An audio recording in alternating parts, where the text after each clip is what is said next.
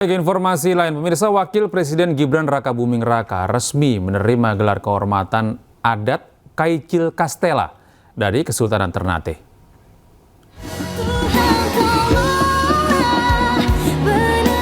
Penganugerahan berlangsung khidmat di Kedaton Kesultanan Ternate, diawali prosesi adat tarian soya-soya dan ritual Joko Saha.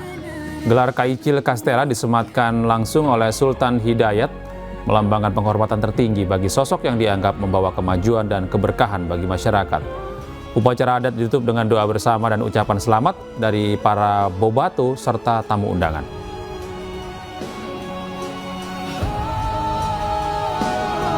Ditemui di kesempatan yang berbeda, pemirsa, Presiden ke-7 Republik Indonesia Joko Widodo melengos saat dimintai tanggapan terkait beban utang proyek kereta cepat Wus yang mencapai triliunan rupiah. Jokowi enggan berkomentar dan memilih membalikan badan.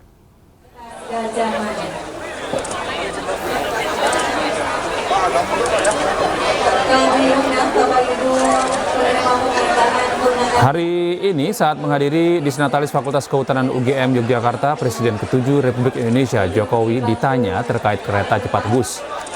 Alih-alih menjawab pertanyaan wartawan, Jokowi hanya tersenyum dan memilih balik badan. Ia enggan berkomentar dan kembali berbaur serta menyalami sejumlah alumnus Fakultas Kehutanan UGM Yogyakarta.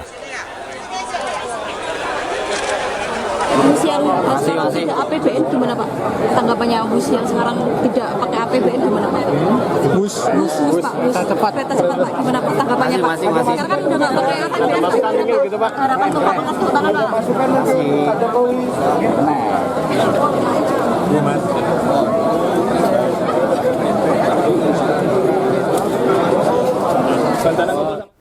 Ya, pemirsa, saling lempar kewajiban bayar utang kereta cepat Jakarta-Bandung terjadi. Menteri Keuangan tetap enggan untuk membayar utang PT KCIC gunakan APBN.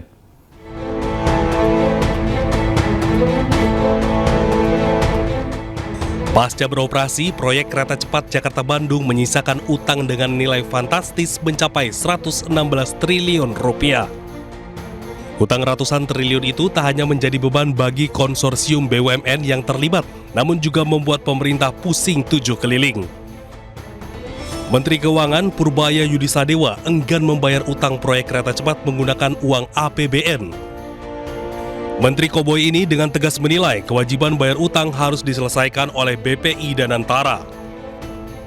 Begini, bukan utang yang nggak dibayar, kan?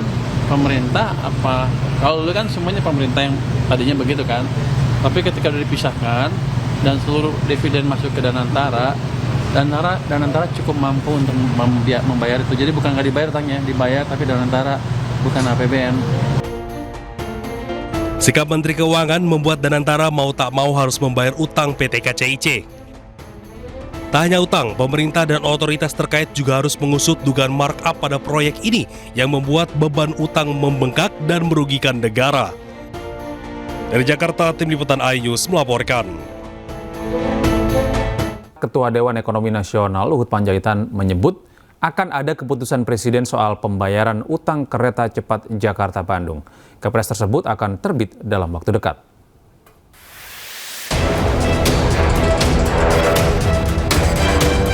Ketua Dewan Ekonomi Nasional Luhut Binsar Panjaitan mengungkapkan, permasalahan utang proyek kereta cepat Jakarta-Bandung serupa dengan proyek LRT Jabodebek.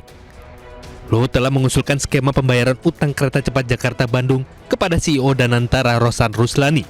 Bahkan ia percaya diri dalam waktu dekat akan terbit Kepres tentang hal tersebut. Nunggu Kepres saja, ada Kepres dari Presiden mengenai timnya, dan saya sudah koordinasi dengan Pak Rosan. Karena dulu saya yang nanganin, jadi supaya berlanjut, saya sudah beritahu Pak Rosan, dan Pak Rosan juga sudah sepakat untuk segera kita tangani bersama-sama. Dipakai dividen, Om. Nanti kita lihatlah, sama dengan LRT mungkin ada gap-nya itu berapa triliun, nanti dari situ kita cicil, sehingga dengan itu nanti bisa jalan. Tapi ingat ya, tidak ada public transportasi itu di dunia ini yang menguntungkan. Selalu banyak subsidi pemerintah, tapi tentu harus subsidi yang betul-betul terukur. Di sisi lain, mantan Menko Polhukam Mahfud MD menilai ada dugaan markup dalam proyek kereta cepat Jakarta-Bandung. Padahal saat itu banyak pihak yang menolak pembangunan proyek kereta cepat. Hal itu bisa menjadi celah untuk mengungkap dugaan pelanggaran hukum terjadi pada proyek ambisius era Jokowi tersebut. Nah sekarang kita tidak mampu bayar. Ketika mau dipindah ke Cina ini, Pak Yonan, Ignatius Jonan, Menteri Perhubungan waktu itu, menyatakan tidak setuju. Pak ini tidak visible. Kata Pak Yonan. Kata Pak Yonan. Pak Yonannya dipecat. Diganti kan? Sudah itu dia manggil ahli, namanya Agus Pambagio. Presiden manggil nih. Pak Jokowi? Iya Pak Jokowi, sesudah mecat Jonan, dia ditanya, Pak Agus gimana ini? Pak ini tidak visible, rugi negara. Ini menurut Agus? Menurut Agus Pambagio, yang Bapak tonton yang saya tonton itu. Rugi negara.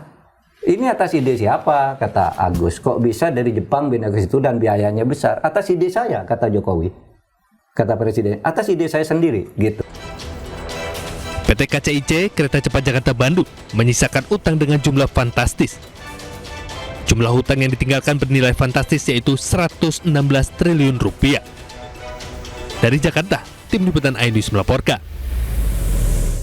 Sementara itu pemirsa, Ketua KPK Setio Budianto menanggapi pernyataan mantan Menteri Koordinator Bidang Politik, Hukum dan Keamanan Mahfud MD terkait dugaan markup di proyek Kereta Cepat Jakarta Bandung atau WUS. Ketua KPK berharap apa yang diinformasikan oleh Mahfud MD memiliki data pendukung yang lengkap. Belum berinformasi ya, intinya dari internal gitu. Tapi kalau Pak Mahfud menyampaikan seperti itu ya, mudah-mudahan ada informasi, ada data, ada dokumen yang bisa mendukung penjelasan dari saya. Tapi saya yakin beliau mungkin punya gitu, tinggal nanti apakah mau serahkan atau apa ya. KPK punya ini nggak Pak untuk jemput bola gitu Pak, karena informasinya kan 3 kali lipat gitu Pak. Apanya itu? Maksudnya mau jemput bola ke ya, untuk minta ditelaah dulu di level kedeputian, terus apa yang harus dilakukan dengan informasi tersebut. Sekjen Gibranku Pangeran Mangkubumi menilai ada unsur politik di balik isu mengenai keabsahan ijazah Gibran Raka Buming Raka. Pangeran mempertanyakan mengapa baru sekarang Roy Suryo dan kawan-kawan mempermasalahkan setelah Gibran menjabat sebagai wakil presiden. Sampai hari ini, sebuah fakta dikalahkan oleh sebuah napi, kebenaran dikalahkan oleh sebuah kecepatan, dan realitas menjadi sebuah kompetisi yang lebih dulu siapa membangun persepsi. Ini penting untuk mengingatkan kita semua sebagai sebuah bangsa, karena jangan sampai di tengah berlimpahnya informasi kita justru gagal membedakan mana yang benar dan mana yang hanya sebatas sensasi. Kalau toh memang kebenaran yang dicari Bang Roy, kenapa tidak sedari awal persoalan ijazah ini dibahas atau diangkat ke permukaan publik ketika Mas Gibran mencalonkan diri sebagai wakil presiden? Dalam konteks ini tentunya Bang Roy terkesan bersama teman-temannya tentu ini sangat politis sekali. Sebelumnya pemirsa, pakar telematika Roy Suryo membongkar dugaan konspirasi KPU soal ijazah Gibran. Roy menduga ada permainan di balik aturan KPU yang disebutnya dibuat khusus untuk meloloskan Gibran sebagai calon wakil presiden. Dan pemirsa, informasi ini sekaligus menutup jumpa kita dalam program iNews malam hari ini. Temukan terus informasi-informasi terbaru kami lainnya di www.inews.id. Cuplikan tayangan berita iNews juga dapat Anda saksikan di kanal YouTube @official iNews. Mewakili kerabat kerja yang bertugas, saya Gede Satria pamit undur diri. Terima kasih atas kebersamaan Anda. Tetap sehat, tetap semangat, selamat beristirahat, dan sampai jumpa.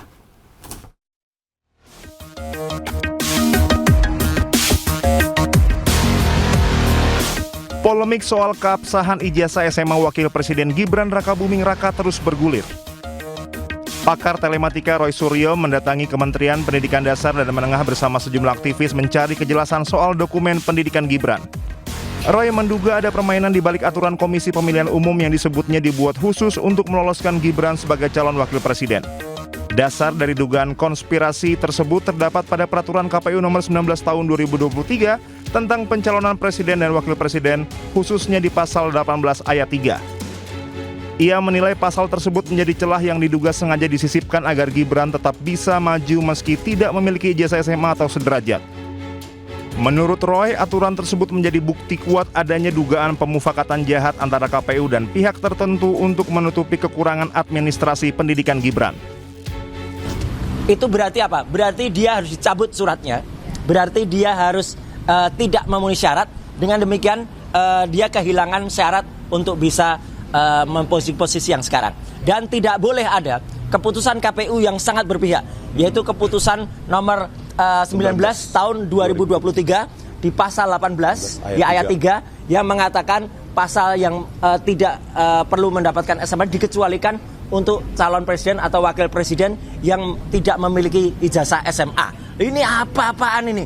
Ada pengecualian yang sangat-sangat dibuat eksklusif atau dibuat hanya khusus untuk Gibran. Jadi sekali lagi kami atas nama rakyat semuanya itu datang menagih kesetaraan untuk semuanya. Yang jelas begini, yang jelas hari ini kita semakin yakin, semakin pasti bahwa Gibran tidak lulus SMA dan sertifikat ini layak untuk kemudian dipertanyakan dan digugat ya, karena ini adalah tidak benar atau bisa dikatakan sertifikat ini tidak mengalami pengkajian dengan benar. Itu clear banget. Roy juga memastikan pihaknya akan terus menelusuri dugaan tersebut dan mendesak agar pemerintah khususnya Kemendikbudristek dan KPU membuka data secara transparan kepada publik. Tim Liputan Anyus melaporkan.